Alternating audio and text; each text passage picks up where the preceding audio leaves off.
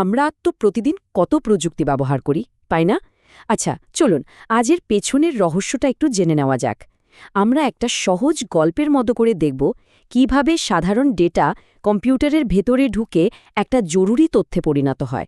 চলুন তাহলে এই যাত্রার শুরু করা যাক। এই যে সহজ ছবিটা দেখা যাচ্ছে, এটাই কিন্তু আমাদের পুরো আলোচনার একটা রোডম্যাপ। ডেটা থেকে তথ্য পর্যন্ত এই যে একটা সফর, এটাই হলো কম্পিউটারের মূল কাজ। দেখুন কিভাবে ডেটা ইনপুট হিসেবে ঢুকছে, তারপর সেটার প্রসেসিং হচ্ছে, আর শেষে আউটপুট বা তথ্য হিসেবে বেরিয়ে আসছে। তো এই যে ডেটা প্রসেসিং মেশিনের কথা বলা হচ্ছে, এটাকে আসলে কিভাবে সংজ্ঞায়িত করা যায়? চলুন এর মূল কাজগুলো একটু তলিয়ে দেখি আর বোঝার চেষ্টা করি এটা ঠিক কিভাবে চলে। এখানে সবচেয়ে গুরুত্বপূর্ণ শব্দটা হলো নির্দেশাবলীর নিয়ন্ত্রণে। মানে কম্পিউটার নিজে থেকে কিন্তু কিছুই করে না, ওকে যা নির্দেশ দেয়া হয় ও শুধু সেটাই অক্ষরে অক্ষরে পালন করে। ভাবুন তো, একটা ক্যালকুলেটরকে আমরা নির্দেশ না দিলে কেউ নিজে নিজে যোগ করতে পারে না। কম্পিউটারও ঠিক সেভাবেই কাজ করে। পুরো ব্যাপারটাকে অনেকটা রান্নাবান্নার সাথে তুলনা করা যায়। প্রথমে আমরা সব উপকরণ মানে ইনপুট জোগাড় করি, তারপর সেগুলোকে হাতের কাছে রাখি মানে সংরক্ষণ করি, এরপর আসল রান্নাটা করি মানে প্রসেসিং, আর সব শেষে গরম গরম খাবার পরিবেশন করি যেটা হলো আউটপুট। আর এই পুরো প্রক্রিয়াটা একজন পাকা রাঁধুনির মতো যে নিয়ন্ত্রণ করে, সেটাই হলো কন্ট্রোল ইউনিট। ডেটার এই সফরের প্রথম ধাপটাই হলো ইনপুট। এখানেই কাঁচা মানে অগোছালো ডেটা কম্পিউটারের সিস্টেমে ঢোকে। কিন্তু প্রশ্ন হলো কিভাবে? চলুন দেখা যাক। এখানে সবচেয়ে মজার ব্যাপারটা কি জানেন? এই ইনপুট ডিভাইসগুলো আসলে এক ধরনের অনুবাদকের কাজ করে। আমরা যা বুঝি, ধরুন অক্ষর, মাউসের ক্লিক বা আমাদের কথা, সেগুলোকে ওরা কম্পিউটারের বোঝার মতো ভাষায় মানে ডিজিটাল সিগন্যালে বদলে দেয়। এই যে আমরা প্রতিদিন কিবোর্ডে টাইপ করি, মাউস দিয়ে ক্লিক করি বা ফোনে কথা বলার সময় মাইক্রোফোন ব্যবহার করি, এগুলোই হলো সেই সব ইনপুট ডিভাইস। এগুলোর মাধ্যমে আমরা আসলে কম্পিউটারের সাথে কথা বলি আর ওকে কাজ করার জন্য ডেটা পাঠাই। আচ্ছা, ডেটা তো কম্পিউটারের ভেতরে ঢুকল। এরপরেই কিন্তু আসল খেলাটা শুরু হয়। এখানেই কাঁচা ডেটাকে একটা ব্যবহারযোগ্য জরুরি তথ্যে পরিণত করা হয়। চলুন দেখি এই প্রক্রিয়ার কেন্দ্রে ঠিক কি আছে।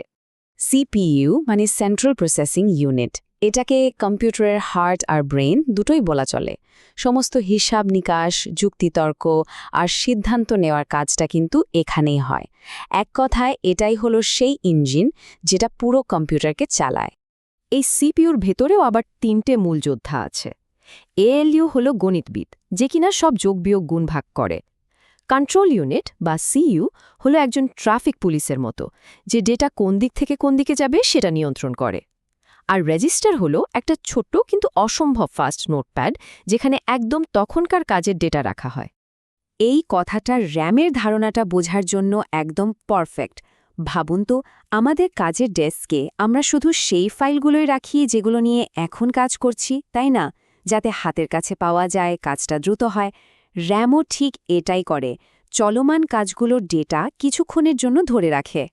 র্যাম আর হার্ড ড্রাইভের মধ্যে পার্থক্যটা বোঝা কিন্তু খুব জরুরি।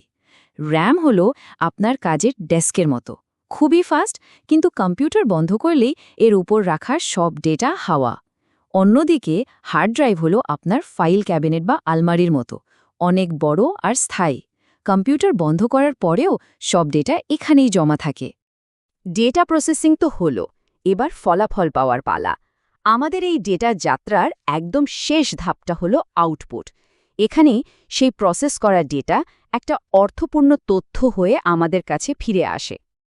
এই যে আমরা মনিটরের স্ক্রিনে ছবি দেখি, প্রিন্টার থেকে কাগজ প্রিন্ট করি বা স্পিকার দিয়ে গান শুনি, এই সবই হলো আউটপুট।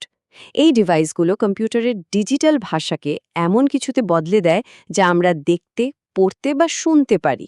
এভাবেই কিন্তু ডিজিটাল দুনিয়াটা আমাদের বাস্তব জগতের সাথে জুড়ে যায়। আমরা এতক্ষণ কম্পিউটারের শরীরটা নিয়ে কথা বললাম, মানে হার্ডওয়্যার। কিন্তু এই শক্তিশালী শরীরটাকে চালায় কে? এর পেছনে আছে এক অদৃশ্য চালক, আর সেটাই হলো সফটওয়্যার। সফটওয়্যার জিনিসটা কি? খুব সহজ করে বললে এটা হলো কিছু নিয়মকানুন বা নির্দেশের একটা সেট। এই নির্দেশগুলোই হার্ডওয়্যারকে বলে দেয় যে কখন কি করতে হবে। হার্ডওয়্যার যদি হয় শরীর, তাহলে সফটওয়্যার হলো তার আত্মা বা মস্তিষ্ক। সফটওয়্যার আবার প্রধানত দুই ধরনের। একটা হলো সিস্টেম সফটওয়্যার, যেমন উইন্ডোজ বা ম্যাকওএস। এটা হলো কম্পিউটারের ফাউন্ডেশন, যেটা পুরো হার্ডওয়্যারকে চালু রাখে। আর অন্যটা হলো অ্যাপ্লিকেশন সফটওয়্যার, যেমন মাইক্রোসফট ওয়ার্ড বা ফটোশপ।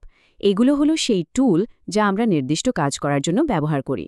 আর সবচেয়ে বড় কথা হলো, সিস্টেম সফটওয়্যার ছাড়া কিন্তু অ্যাপ্লিকেশন সফটওয়্যার চলতেই পারে না।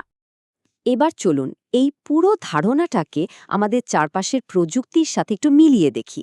এই যে ইনপুট প্রসেস আউটপুটের মডেলটা, এটা কিন্তু আকার বা ক্ষমতা যাই হোক না কেন সব কম্পিউটারের ক্ষেত্রে সত্যি। একটা বিশাল সুপার কম্পিউটার, আমাদের ডেস্কের পার্সোনাল কম্পিউটার আর আমাদের পকেটে থাকার স্মার্টফোনটা, সব কিছুর গঠন হয়তো আলাদা, কিন্তু এদের সবার কাজ করার মূল সূত্রটা কিন্তু একই: ডেটা নেওয়া, সেটাকে প্রসেস করা আর আমাদের কাছে তথ্য হিসেবে পৌঁছে দেওয়া। আমরা দেখলাম যে পুরো কম্পিউটার সিস্টেমটা নির্দেশের উপর নির্ভর করে চলে। কিন্তু একবার ভাবুন তো, কি হবে যদি সেই নির্দেশগুলোই ভুল হয়, বা কেউ যদি ইচ্ছে করে কোনো খারাপ নির্দেশ দিয়ে দেয়? এই প্রশ্নটা কিন্তু আমাদের একটা খুব জরুরি বিষয়ের দিকে নিয়ে যায়: সাইবার নিরাপত্তা। ঠিক এখান থেকেই কম্পিউটার ভাইরাসের ধারণাটা আসে। ভাইরাস আর কিছুই না, এক ধরনের ক্ষতিকর সফটওয়্যার বা নির্দেশ যা সিস্টেমের স্বাভাবিক কাজকে নষ্ট করে দেয়। এটা আমাদের ডেটা চুরি করতে পারে, এমনকি পুরো সিস্টেমটাকেই ধ্বংস করে দিতে পারে। অনেকটা আমাদের শরীরের অসুখের মতো, যা কম্পিউটারকে ভেতর থেকে আক্রমণ করে। তাহলে আমাদের আজকের আলোচনা থেকে মূল শিক্ষাটা কি? শিক্ষাটা হলো, একটা কম্পিউটার ততটাই ভালো যতটা ভালো তার সফটওয়্যার। যেহেতু সবকিছুই নির্দেশের উপর চলে, তাই সেই নির্দেশগুলোকে সুরক্ষিত রাখাটা সবচেয়ে বেশি জরুরি। কম্পিউটার কিভাবে কাজ করে, এটা বোঝাটা আসলে এই ডিজিটাল দুনিয়ায় নিজেকে নিরাপদ রাখার প্রথম ধাপ।